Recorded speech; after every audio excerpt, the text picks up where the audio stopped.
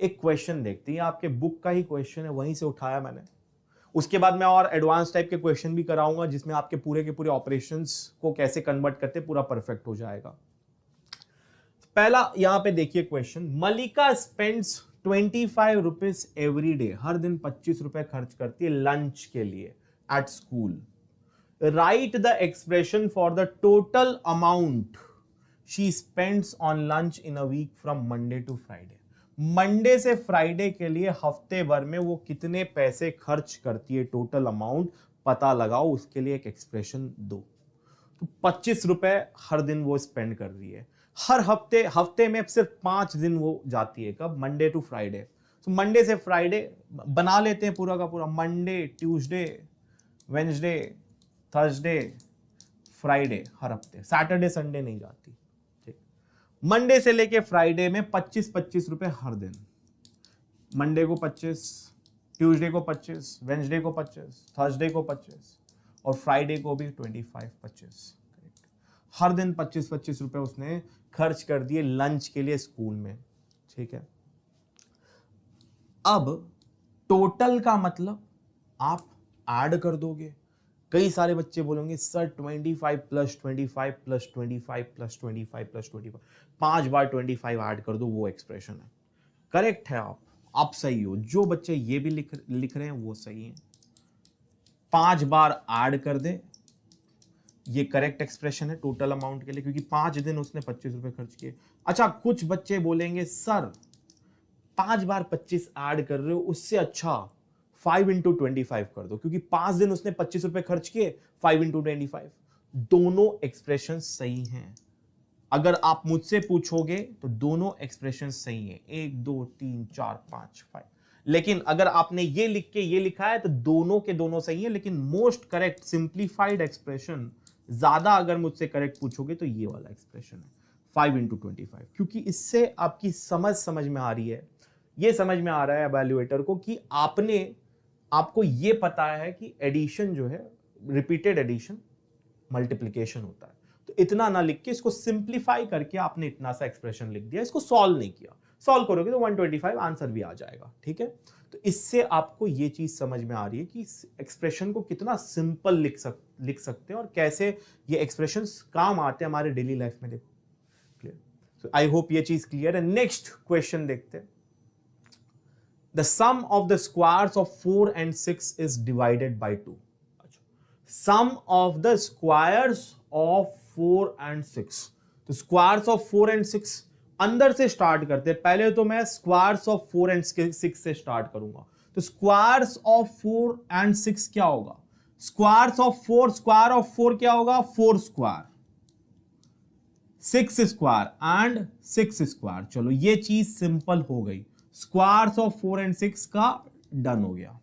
अब बचा क्या है? Sum of 4 square and 6 square. Sum of squares and squares of 4 and 6, तो ये हो गया sum of 4 square and 6 square is divided by 2, को डिवाइड किया गया है 2 से। अच्छा, इन दोनों को सम कर लो, 4 स्क्वायर एंड 6 स्क्वायर का सम, 4 square plus 6 square is divided by 2। इसको डिवाइड किया गया है किससे? 2 से।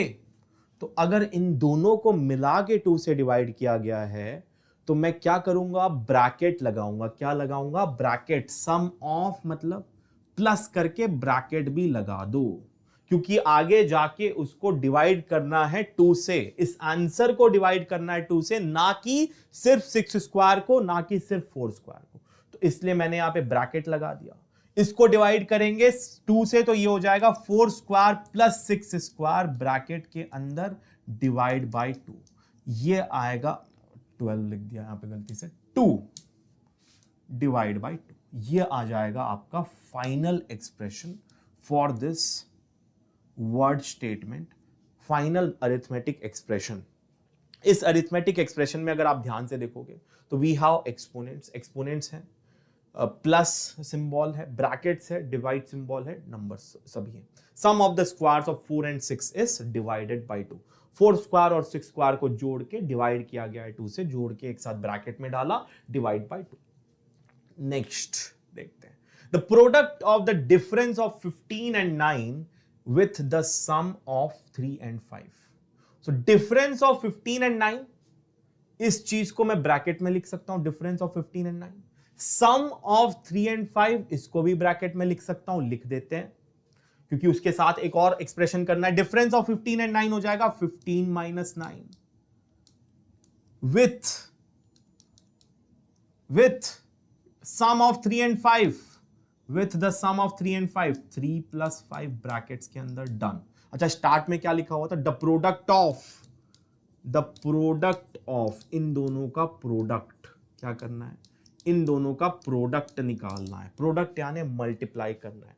15 minus 9 with 3 plus 5, with the 3 plus 5. Multiply कर लेते हैं. 15 माइनस 9 मल्टीप्लाइड बाय 3 प्लस 5, ये आपका आंसर है. अच्छा, यहां पे कई बार एक और चीज यहां पे आपको बहुत इंपॉर्टेंट सी मैं बता रहा हूं.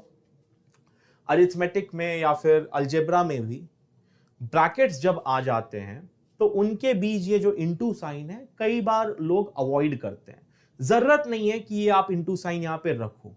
अगर नहीं भी रखोगे तो इसका मतलब बट ऑब्वियस है कि यहां पे मल्टीप्लाई हो रहा है. तो ये इंपॉर्टेंट चीज मैं आपको नोट करा देता हूं. You may note this down.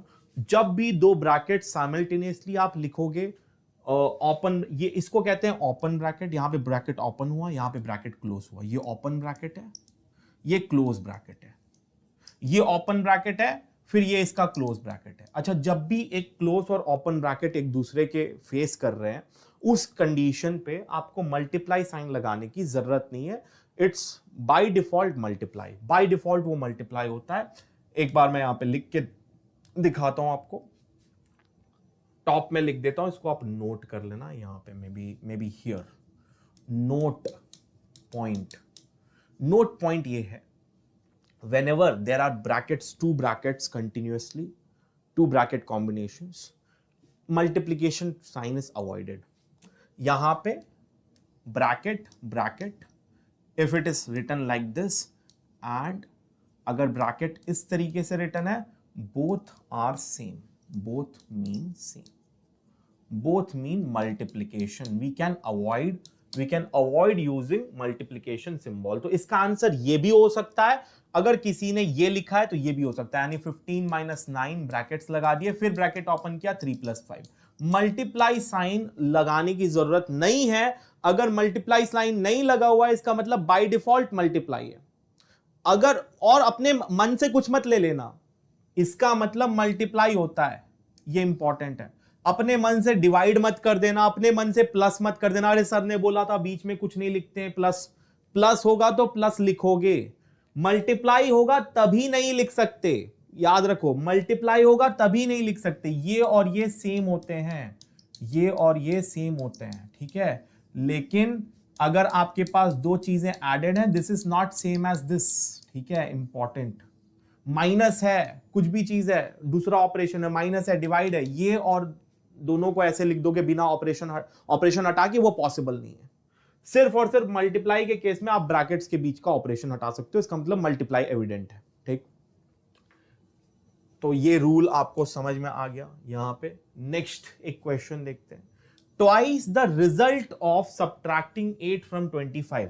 Result of subtracting 8 from 25, इसको हम एक ब्रैकेट में कर सकते हैं. 8 को 25 से सब्ट्रैक्ट करके रिजल्ट आया है 25 माइनस 8, ब्रैकेट में आ गया. Added to the square of 3, added twice the result, इसका twice the result of this subtracting 8 from 25, added to the square of 3. added to square of 3 कैसे होगा? इस तरीके से 3 के ऊपर 2 लिख दिया, square of 3. twice यानी 2 से इंटू कर दो इसको, 2 into 25 minus 8 added to 3 square plus 3 square. ये आ गया आपका final expression. Twice of the difference of 8 from 25, subtracting 8 from 25, result of subtracting 8 from 25 minus 8. 8 को 25 से subtract, ब्रैकेट्स में twice of this, added to 3 square, 3 का स्क्वायर. नेक्स्ट क्वेश्चन पे आते हैं. The difference between the cube of 4 and product of 3 and 7, difference between, तो difference आखिरी में लेना पड़ेगा, डिफरेंस बिटवीन, अंदर से स्टार्ट करना, अंदर नंबर के पास से स्टार्ट करना, वहां से निकल के बाहर आना है, डिफरेंस बिटवीन किसके किसके, क्यूब ऑफ 4 यानी 4 cube and product of 3 and 7, 3 and 7 का प्रोडक्ट 3 इंटू 7, इन दोनों के बीच में difference, product of 3 and 7 bracket में डाल दिया, 3 इंटू 7 और 4 क्यूब के बीच का डिफरेंस यानी हो जाएगा 4 cube minus 3 into 7। Clear? Difference between लिखा है, फ्रॉम नहीं लिखा है तो ऑर्डर नहीं चेंज करेंगे। सब्ट्रैक्टेड फ्रॉम लिखा होता तो मैं करता पहले फ्रॉम के बाद वाले नंबर को पहले लगा देता, लेकिन डिफरेंस बिटवीन है तो जो ऑर्डर वही मेंटेन होता है, 4 cube minus 3 into 7। Clear? Next एक और एग्जांपल देखते हैं। 1/3 of the total when 5 is added to product of 4 and sum of 3 and 2। 1/3 of total, so 1/3 मैं लिख देता हूं यहां पे, 1/3 of total when 5 is added, when 5 is added, इसके आगे भी है, to the product of 4 and sum of 3 and 2। Sum of 3 and 2 क्या है? 3 प्लस 2 ब्रैकेट्स में 4 और इसका प्रोडक्ट 4 इंटू 3 प्लस 2, तो एडेड टू 4 इंटू 3 प्लस 2। ठीक, 5 is total when 5 is 1/3 of total when 5 को भी इसमें ऐड कर दिया, so 1/3 ऑफ 5 को भी इसमें जोड़ दिया, 5 प्लस 4 इंटू 3 प्लस 2, इसका 1/3, पूरे का 1/3 ऑफ कंप्लीट। अगर पूरे का 1/3 चाहिए तो पूरे के अराउंड आप ब्रैकेट लगाओगे और पूरे के पूरे चीज को डिवाइड करोगे, क्योंकि सिर्फ इसको डिवाइड नहीं करना, 5 को, सिर्फ 4 को नहीं करना, सिर्फ 3 को नहीं करना, सिर्फ 2 को नहीं करना। तो इस केस में आप 1/3 से मल्टीप्लाई भी कर सकते हो और 3 से डिवाइड भी कर सकते हो। अगर 3 से डिवाइड करोगे तो ऐसे लिखोगे, 5 प्लस 4 इंटू 3 प्लस 2, पूरा का पूरा ब्रैकेट, उसके ऊपर एक और ब्रैकेट, ये डिवाइडेड बाई 3। ये एक एक्सप्रेशन है।